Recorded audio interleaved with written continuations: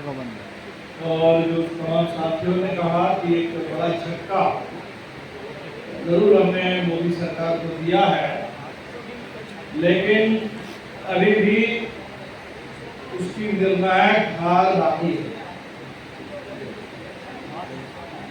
तो सरकार की पूरी कोशिश है कि 24 का जो जनादेश है इसका भरपूर अपमान किया जाए, इसको खारिज कर दिया जाए। इसको खारिज करने का काम उसको सरकार के जरिए हो रहा है, संसद के अंदर हो रहा है, और बाकी जो काम है वो सड़क पर हो रहा है। आप देखेंगे कि पिछले 1 महीने में मॉब लिंचिंग की घटनाओं में तेजी आ गई है, और उत्तर प्रदेश, बिहार, झारखंड, पश्चिम बंगाल, इन राज्यों में शायद सबसे ज्यादा घटनाएं लगभग हर रोज घटित हो रही है। दलितों पर हमले तेज हो गए हैं। महाराष्ट्र में अभी एक नया कानून बन रहा है जो मानवाधिकार का पूरी तरह से उसको खत्म कर देगा उस राज्य में। इस राज्य में भीमा कोरेगांव के नाम पर फर्जी मुकदमे में सबसे ज्यादा इस देश के मानवाधिकार कार्यकर्ताओं को, लेखकों को, वकीलों को जेल में डाल के रखा गया है, जहां फादर स्टैन स्वामी जैसे हमारे बहुत बुजुर्ग आदिवासी के हित के लिए लड़ने वाले कार्यकर्ता पुणे के जेल में शहीद हो गए। उस राज्य में मानवाधिकार को खत्म करने की और जबरदस्त तैयारी चल रही है।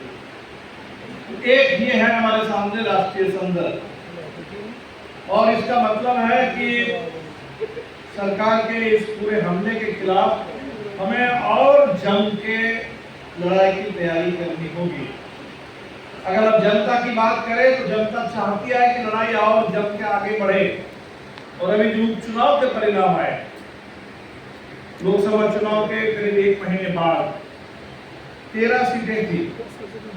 कई राज्यों में चुनाव हो रहे थे, हिमाचल में, उत्तराखंड में, पश्चिम बंगाल में, और आपने देखा कि 13 सीटों में भारतीय जनता पार्टी को सिर्फ 2 सीट मिली। 10 सीट इंडिया गठबंधन के पक्ष में, और बिहार में 1 सीट चलो मान लेते हैं, यहाँ में दिल्ली मान लेते हैं। तो कुल मिलाकर के 13 सीट में भारतीय जनता पार्टी के पक्ष में 2 सीट, और इसमें भी सबसे महत्वपूर्ण जो चुनाव परिणाम आए वो आए उत्तराखंड से। अयोध्या के बाद आप बद्रीनाथ की सीट, जिसको बड़े लोग कह रहे थे कि हम 4 धाम यात्रा, उसकी पूरी तैयारी हो रही थी उत्तराखंड में, और जिसके लिए पूरे हिमालय को बर्बाद कर दिया गया। उस जोशीमठ के इलाके में, उस बद्रीनाथ में, जहां कांग्रेस के विधायक को तोड़ करके भाजपा में शामिल किया गया था, और वो भगोड़े कांग्रेस विधायक फिर भाजपा के उम्मीदवार बन करके उपचुनाव में जनता के सामने खड़े थे। वहां जनता ने भारतीय जनता पार्टी को हरा करके कांग्रेस को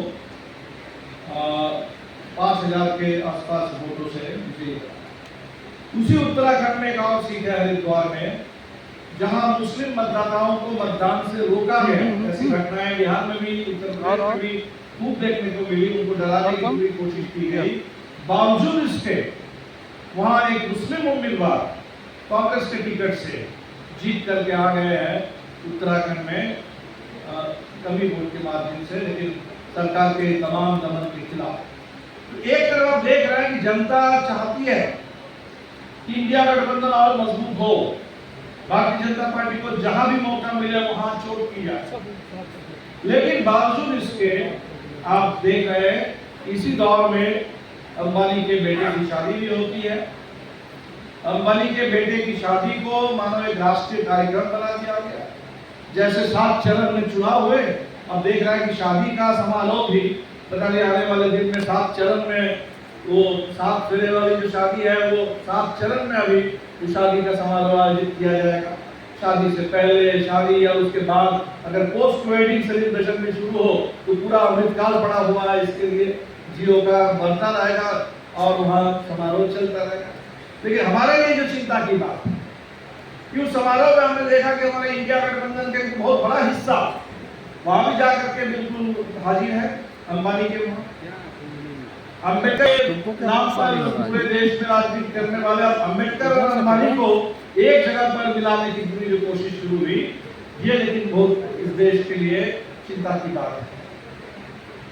इसलिए ऐसा एक दौर है जहां राष्ट्रीय संदर्भ में वाकई अगर हमें संविधान की रक्षा करनी है, अगर लोकतंत्र की रक्षा करनी है, तो संविधान और लोकतंत्र की रक्षा करने के लिए क्या होगा?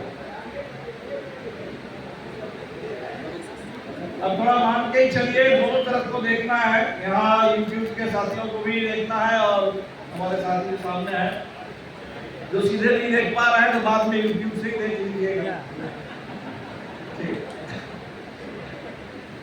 तो एक ये जो राष्ट्रीय संदर्भ है, वो संदर्भ है, अगर हम अम्बेडकर को याद करें तो उन्होंने कहा था कि इस देश में जो वोट की बराबरी है, जो तथाकथित राजनीतिक बराबरी है, सामाजिक और आर्थिक गैर बराबरी अगर बढ़ती चली जाएगी तो इस राजनीतिक बराबरी का कोई मतलब नहीं है। और वो खतरा बिल्कुल देश में दिख रहा है कि हमारे यहाँ सामाजिक और आर्थिक गैर बराबरी इतनी तेजी से बढ़ रही है कि वो अपने आप संविधान को कमजोर है।